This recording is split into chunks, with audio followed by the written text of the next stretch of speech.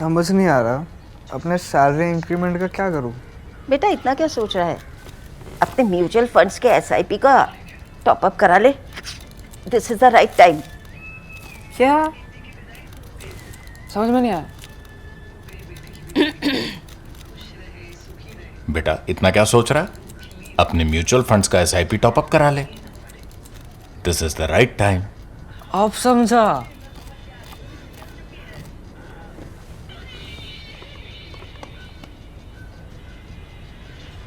Mutual fund investments are subject to market risks.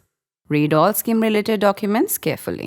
The Brotherhood of Universal Love, it called itself, a label that in the happy years of 1969 invited none of the cynical, ironic raising of eyebrows it would get now. From Balkh and Mazar-e-Sharif, where children sold hashish beads, hashish-filled belts and hashish-heeled shoes, members of the commune trafficked the finest resins in their beaten-down vans, sailboats, or simply stuffed inside suitcases aboard the $100 hippie buses that used to run from London and Amsterdam to Kathmandu. Thousands of pages of declassified FBI documents record the frustrations police had of trying to dismantle a network with no apparent leadership or profit motives. That was then. For weeks now, Afghan media have been reporting increasingly savage clashes between peasants growing opium poppies in the northern regions of Badakhshan. Ethnic Tajik farmers were tending their fields near the village of Shahra, some accounts say, when 6 people were reportedly executed by firing squad. Though figures on poppy cultivation in Afghanistan are notoriously unreliable, experts agree that the Islamic Emirates' hardline crackdown on the crop has deeply intensified rural hardship. For the most part, land that was used until 2023 to grow poppies has shifted to wheat, but wheat in the Afghan mountains is a low-yield, low-value crop. The United Nations World Food Programme says Afghanistan is now becoming the world's largest humanitarian crisis, with 22.8 million people facing severe hunger and another 8.7 million in acute crisis. For generations, poppies and hashish provided marginal peasants with a small cash income to insulate themselves against poor rainfall and crop failures. The 9/11 wars, though, saw intense efforts to choke the Taliban's funding by targeting the drug lords who transported refined heroin to markets in Europe and beyond. The Islamic State has now institutionalized these practices since 2022, hoping to improve its international legitimacy and ensure also that local power brokers won't have independent access to money. The ironies of the war on drugs are impossible to miss. The United States spent over $8 billion in a decade and a half to eradicate poppy, burning fields, bombing processing labs, and ambushing trade convoys. A US government audit conducted in 2011 recorded that just 1/8 of that, $1 billion, had been investigated in agriculture. It added that there was no way to gauge progress due to insufficient or complete data, which is another way of saying nobody knows where that $1 billion went. America's war on drugs might just have crushed the heroin industry, some experts argue, with European consumers switching to industrially manufactured opioids like fentanyl, tramadol, and oxycodone. But that success has come at the cost of starving a nation. The rebellion we're now seeing in Badakhshan shows the peasants have no intention of marching quietly to their graves. The world needs a better way of dealing with this problem. Ever since its genesis, American drug policy has been deeply influenced by moral questions over the use of narcotics. The American missionaries who arrived in the Philippines at the end of the 19th century saw the tremendous destruction wrought on Chinese society by the imperialist British opening of the market to opium. At the same time, as scholar James Bamford observes, the missionaries also failed to see something. They failed to see that elites in the Philippines were using revenues from opium to build schools, hospitals, and infrastructure that the colonial government had failed to provide. From early in the 20th century, it also became clear that opium was a source of political power, Bamford notes.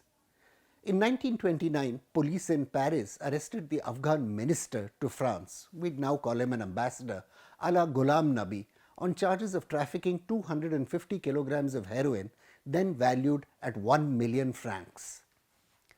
Ghulam Nabi hoped to raise an army to restore King Amanullah Khan, the country's modernizing monarch, to the throne.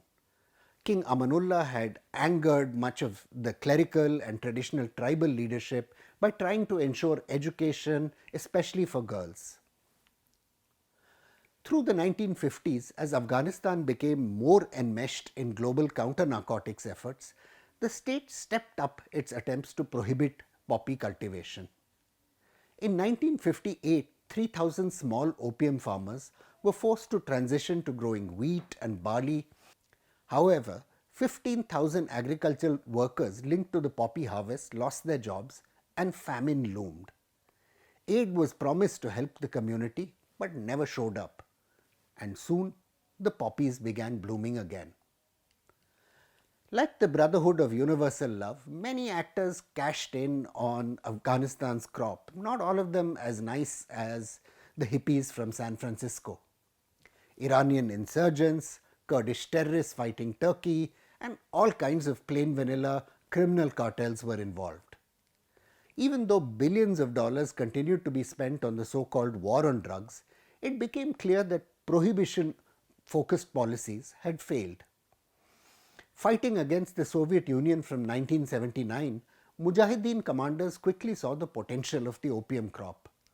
Although the Mujahedin were generously financed by donors from the Middle East and the West, many jihad commanders saw opium as a means to build their own independent power base.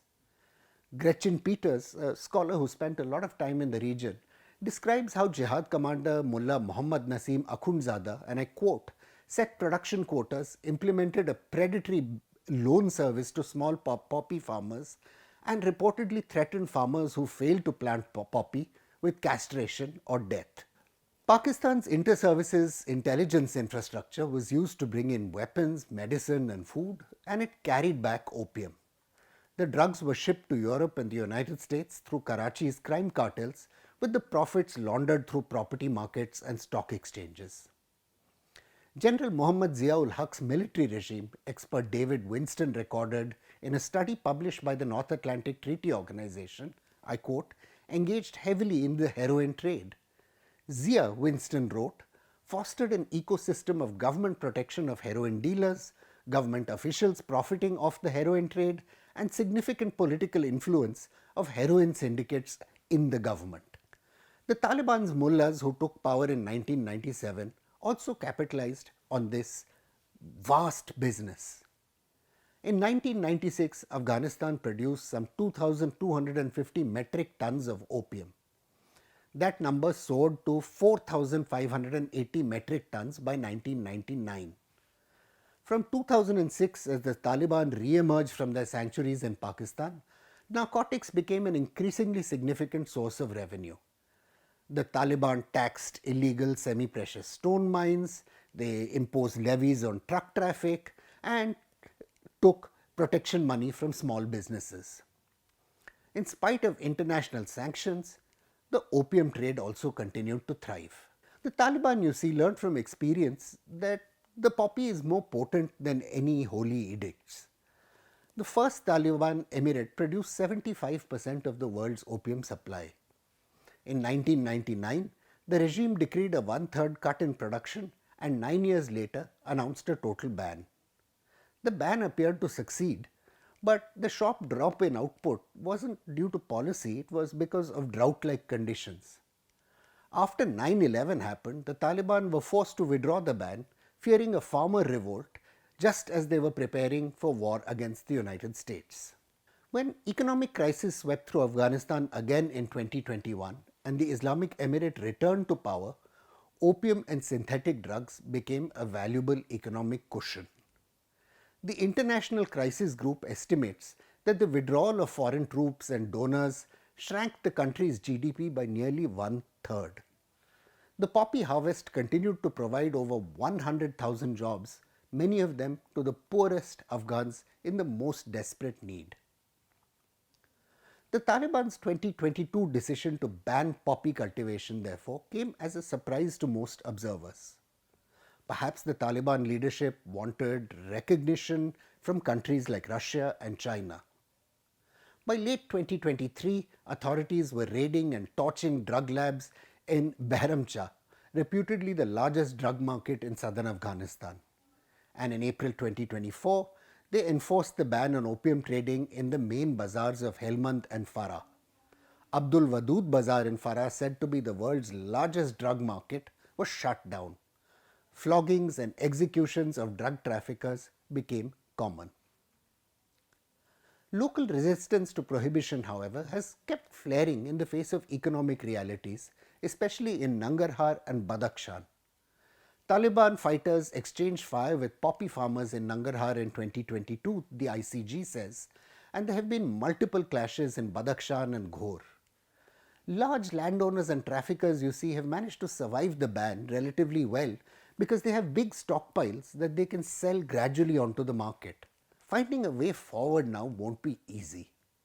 The most commonly suggested alternatives, switching farmers to pomegranates, figs, almonds and pistachios, require very significant upfront investments, and there's no one to pay the bill. Some farmers have turned to cotton, but the water-hungry crop is hardly sustainable in a country that's often hit by drought. The world obviously has a shared interest in helping Afghan farmers transition away from poppy. But time and time again, the international community has shown itself willing to abandon those farmers and the young people who are killed by their poisonous harvest each year to their fate. Afghanistan's farmers and the addicts they feed both deserve better. I'm Praveen Swami and I'm a contributing editor to ThePrint. Thank you for watching this episode of Security Code.